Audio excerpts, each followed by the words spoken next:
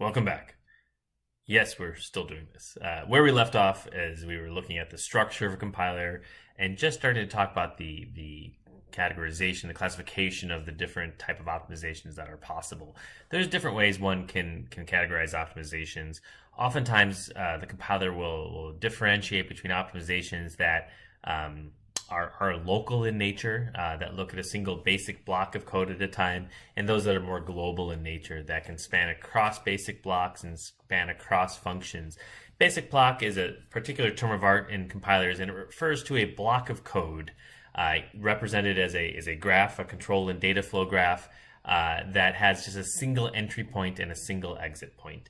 That's a nice way to structure code for optimization purposes because you have some nice guarantees about a given basic block. Namely that if the code as executed on a processor enters that basic block, it's guaranteed to stay in that basic block until it leaves that basic block. That may seem obvious, that may seem not so meaningful, but that does allow the compiler to reason about reuse of data. It does allow it to reason about what registers are going to be needed for this block of code to run in a given period of time. So there's a large class of optimizations that stay within that basic block and can do all sorts of local optimizations inside it. And then separately, there's these more global type of optimizations that span across basic blocks and even span across different functions. Another way to classify our optimizations is to look at those that are on an operation by operation level, and we'll start with those, and then we'll look at some other local optimizations that happen inside a given basic block. The first such of these local optimizations is referred to as constant folding. Another term you will see for it is constant expression evaluation. Something that can make learning about compiler optimizations a little more annoying than it needs to be is that all these were developed, in the 1970s, early 1980s, by multiple teams working in parallel with each other. There wasn't one just person inventing all these optimizations, working independently of each other and coming up with their own names for what, in retrospect, corresponded to the same thing. So you will see a large number of terms referring to different types of optimizations that compilers are capable of, but some of those will be redundant. And this is just one example. I'll bring up some more examples as they come to me here. That different groups of people, different folks working in academia or industry developed a set of optimizations, and there wasn't a common set of terms for them, and there still really isn't for a number of these optimizations. But again, having said that, the first one is referred to as constant folding or constant expression evaluation. That second term is probably a better label for it because the idea is that you are taking constants, literals, right? Things that we know the value of in our source code, and we're simplifying the operations corresponding to those constants because what we know about math, basically, right? We're letting the compiler do some math for us, so that our processor doesn't have to do the math during runtime. And that's all this optimization is. I think in retrospect it seems obvious, but it's not necessarily a trivial thing to implement in a compiler because we have to know the various algebraic and other arithmetic identities and be able to apply it to constants as we have in our source code. If we have our operands that are all constants, we can actually do the math corresponding to it at compile time versus waiting for it to be done at runtime. This is a very simple kind of pseudocode example that if somewhere in your code you have a value, a variable, a register, what have you, R1, and it's set equal to 3 times 4, you may say to yourself, well, Professor Jones, we would never have R1 equals 3 times 4 in our source code. Not necessarily written in such a naive way, but we have all sorts of pound defines and other constants that we put in our source code for configurability issues, for code readability issues. And while we wouldn't necessarily write 3 times 4 in our source code, we may very well write constant 1 times constant 2. And the point of this optimization is that the compiler is able to do that for us. So R1 equals 3 times 4. We can, by and large, at almost any level of optimization flags past the compiler, trust the compiler to do that math for us. So instead of R1 equals 3 times 4 in our code as run with a multiplication instruction at runtime, instead we do a multiplication at compile time, and what we now have in the code is a constant assignment, a move assignment that sets R1 directly equal to 12. There's some caveats even with that simple example. We have to be very careful about operations that may correspond to an exception. If we have a divide by 0 that would raise an exception in our processor, we don't want to trust the compiler to do that. At runtime, this is intended to raise an exception. Whether it's intended or not, that was what was programmed into the code, into our source code here. We actually want to raise that exception as opposed to replacing that with some constant or something like that. There's also some difficulties when dealing with floating point. Even some obvious algebraic identities when applied to floating point don't necessarily work the way you would think on pencil and paper, because there's limitations to what values a floating point constant can actually floating point variable can be used to represent if it's a constant in here. But this type of optimization allows us to simplify potentially large swaths of code. So for this example here, if we actually have constants inside our conditional for a branch in our if statements here, if those both sides of the conditional are constants as opposed to runtime variables, we can potentially just skip entire blocks of code, right? In this case, if we have an if then case where we're going to actually do a branch equal or branch less than instruction in our software. But if both operands are going to be constants and known at compile time, we can just replace that with a non-conditional jump. Likewise, if we know it's always going to be not taken, we can just get rid of that code that would be branched to in the first place. That's a separate complementary optimization we'll talk about here. But in general, the algebraic identities that we know from elementary school can, by and large, certainly in the case of integer math, be applied directly if the values are all known at compile time. So anytime you see 0 times a constant, or excuse me, 0 times anything in our code that's an integer, because of that constant of 0, we can just replace it with 0. Same with adding 0, minus 0, multiplying by 1, dividing by 1. We see those in our code, and we don't have to worry about, as software developers, in applying the optimization at the source level and trying to get rid of that multiplication by 1 in our code. Compiler will take care of it for us. That's an example of that optimization. Another complementary optimization to constant folding is referred to as strength reduction. It's similar in nature, but it's more so taking a look at the arithmetic that your source code is requesting and attempting to replace it with cheaper equivalent math. This has become less and less relevant for processors that tend to now have all of the built-in operations that one would ever expect, with roughly the same cost associated with each one. But certainly in the embedded field, you will still find yourself running code on processors for which a division operation is shockingly more expensive than an addition operation or a shift operation. It's less and less common you'll find a processor that doesn't have a hardware multiplier on it, but that they still do exist in the very, very low power, very tiny, very cost efficient microcontroller world here. But this optimization allows us to make that kind of translation that back in CPRE 381 we were doing by hand, because we just perhaps didn't want to deal with the multiplication instruction, but we could kind of hand wave and realize, well, a shift is cheaper than multiplication if we're allowed to do that. And so for this example, we may recall that if we had in our code a multiplication by a constant, for which that constant is a power of 2, right? 2, 4, 8, 16, etc. We can actually replace that multiplication with a shift by that equivalent power of 2, right? 8 is 2 to the third power, and so we recognize that multiplication by 8 is logically, arithmetically equivalent to shifting it to the left in our base 2 representation, shifting to the left by 3. And the same goes for division as well, right? When dividing by a power of 2, it's mathematically equivalent in our binary representation of shifting to the right by that equivalent power. So dividing by 4 in the example we have here is going to give you the same result as if we shifted to the right by 2. That's why it's called strength reduction. It gives you the same result, and the compiler is intelligent enough to recognize it gives you the same result. And in doing so, it's replacing potentially a more expensive operator. Certainly, there's more transistors required to build a multiplier than there is to build a shifter unit. and replacing it with that so-called cheaper operator, whether that leads to less power consumption, whether in some processors that leads to better performance. It's an optimization that's available to the compiler to be able to apply. There's all sorts of other more exotic versions of that. Whether your compiler is going to attempt to do that for you or not really does depend on either what flags you pass the compiler or the target for that particular compiler. But we can kind of hand wave our way through it and figure them out, right?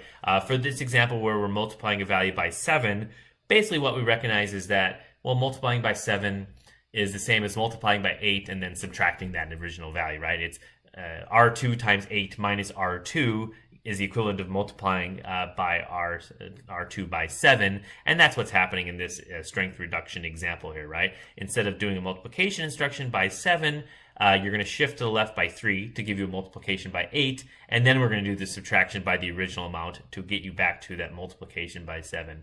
Those types of little tricks, those type of exam question type of tricks can be very ISA dependent. As you've studied the ARM ISA to some extent in CPRE 288 as well as in this course, we know there's that very peculiar shifter that allows you to do certain types of strength reduction operations in ARM that other architectures it wouldn't be efficient to do so. So sometimes for that reason, these optimizations can be dependent on the particular architecture that you're choosing.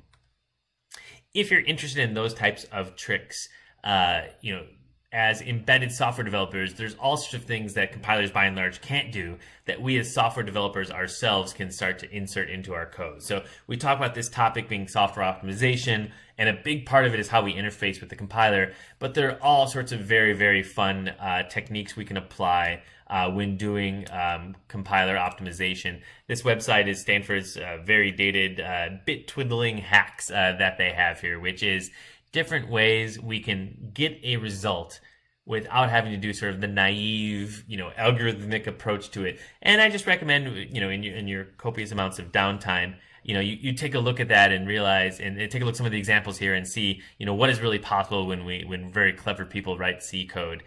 This example is how do we swap individual bits inside a given integer? And there's the very the basic way here of just using XOR operators, or this is for reversing the bits. We can do so using just a simple loop that does ands and shifts. There's also ways we can apply lookup tables, and eventually if we do enough clever ways, you have codes that reverse the bits with somewhat incomprehensible looking C code here.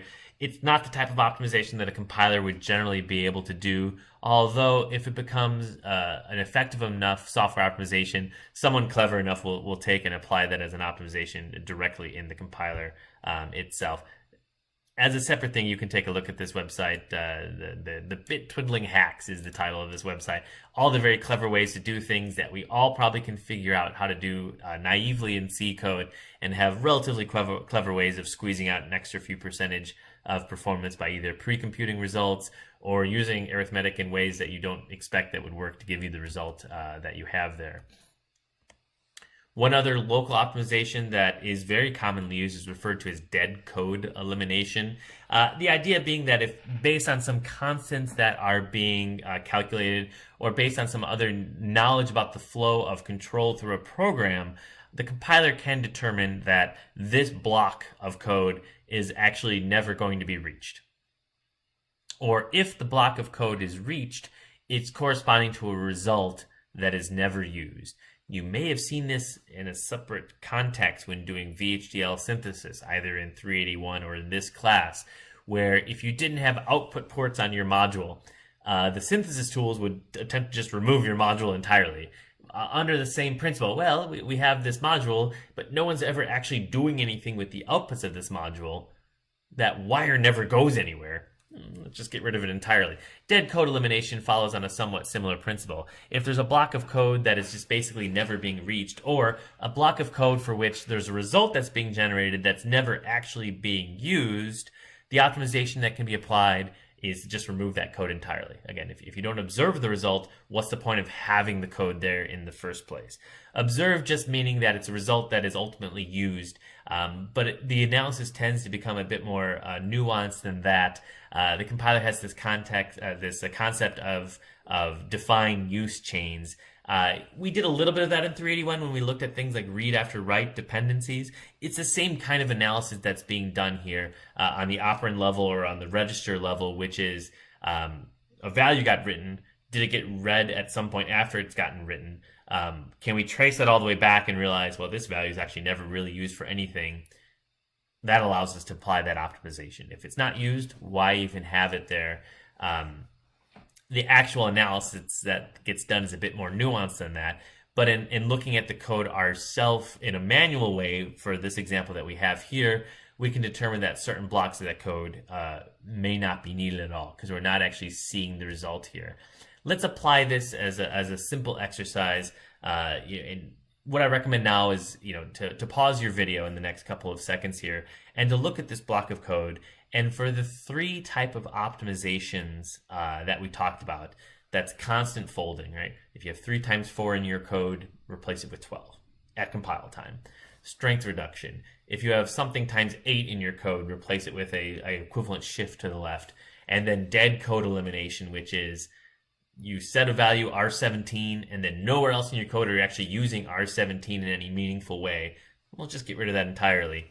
Apply it to this control flow graph, this basic block that you have here. Let's take a few minutes and do that. We'll pause the video. What may help as you apply those optimizations to this is to recognize that, again, this is a toy example. These are all going to have to be toy examples. But in terms of variables that are being used, that are being observed, that have defined and then used or read after write in a meaningful way, we're really referring to this part here at the very end where we have a store of R1 and R3. Which one's the address and which one's the value, it doesn't matter at all for this example, but those are the two registers or the two variables that are being used. How they're being used doesn't matter. They're being used. Those are the output ports of our module those wires are going off, so we can't remove the module because they're there. When attempting this exercise, and I recommend you take no more than 5 minutes, just pause the video and for 5 minutes try to look at this. Recognize that it's not necessarily just a single pass through the code that the compiler optimizer is doing. To see all the potential, even local optimizations that we have here, you may have to run through it multiple times. You'll catch some things the first pass, catch some other things the second pass, and then, eventually, maybe perhaps if you have 2 passes in a row in which nothing changes, that's a sign that you've made enough passes through the code here. Take 5 minutes, pause right now, and see how you can apply these 3 techniques to this code. I'll just sit here completely frozen in place while you wait. Okay, I'm actually going to wait. I hope you paused the video. If you haven't, still pause the video and come back here. Let's look at this code together now and see what type of optimizations that can be applied. There's no wrong answer here, except for the answers that actually aren't correct. Some of the easy things we can find, at least at first glance here, are those constant folding optimizations. There's only a couple examples at first glance here. We can look at this line of code. I'm going to do my best to draw here. If I wind up blocking the video, I apologize because I'm drawing on the same machine here that I'm recording on. In this example, we have R4 is set equal to R1 ORed with -1. Going back to our 2's complement knowledge, -1 is all ones, right? It's all FFFF and hex, right? So if we're ORing something with all ones, we're actually replacing the value with all ones. That would be an equivalent line of code with our constant folding of saying R4 is actually equal to -1. And here's where we can start to see examples where we may have to apply the optimization pass more than once to see all the examples here. And if I miss one, I miss one. Leave a comment if I've missed something, and that'd be great. You caught me. Next, on that next line, we see R7 equals R1 times 4. That's multiplied by 4. We know that one then, right? Where instead of multiplying by 4, I lost it here. Hold on one second. Instead of multiplying by 4, we shift to the left by 2. That's an example of strength reduction. Whether that makes performance faster or not depends. We can't say for certain. It's still an optimization that is a valid legal one for the compiler to make, potentially improving performance. We don't have to guarantee performance for a compiler optimization. We just have to try. It may be tempting to look at this next example here and say, well, R6 equals R1, and here we've set R1 equal to 0. Consequently, we can set R6 equal to 0. It's not quite correct, right? If there weren't a loop structure inferred here, that would be a valid read after write dependency, a valid defined use chain as the compiler terminology refers to it as. But instead, we do also see that there's this separate loop in which we're doing other math associated with R1. So R1 is going to be 0 to begin with, but it's not guaranteed to be 0. We can't apply that replacement of R1 with an equivalent constant. Let's look and see what else we can do here. There is some obvious stuff. We have R3 on the right-hand side here, in which R3 is being taking R6 and multiplying it by 8. So we can replace that with R3 equals R6 shifted to the left by 3. Then on the next line, it looks like we're adding R2 to it. Up above, we have, to the left-hand side, we have 8 divided by R6.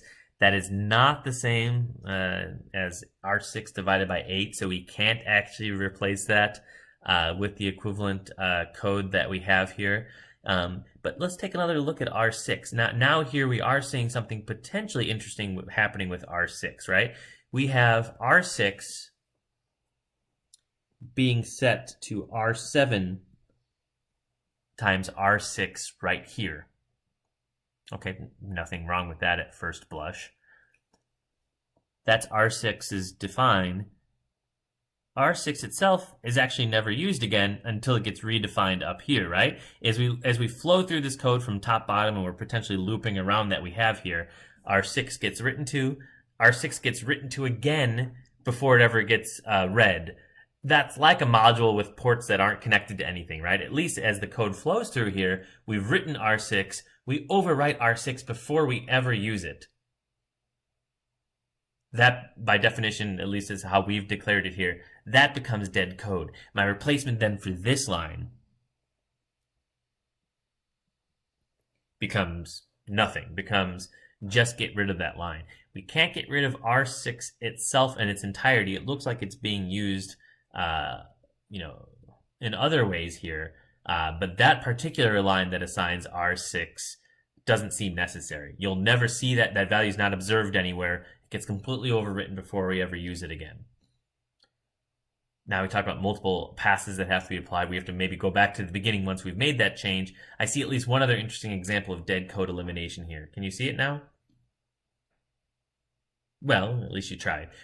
In this example, we got rid of this R6 line, and if we looked at that R6 line, that is the only line that was actually using R7 in any way, right? That's the only line that is reading R7, that is using R7 here.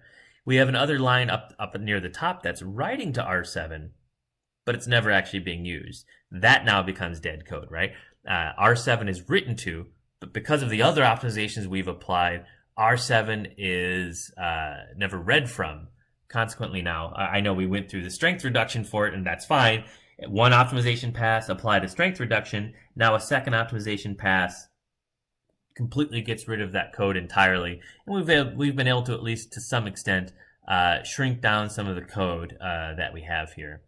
This is probably a good stopping point, although we can do several more examples like this. When we come back on the other side, we'll look at a couple of other early type of optimizations that we can apply and how that would affect an equivalent-like structure. Let me know if you have any questions about this type of example.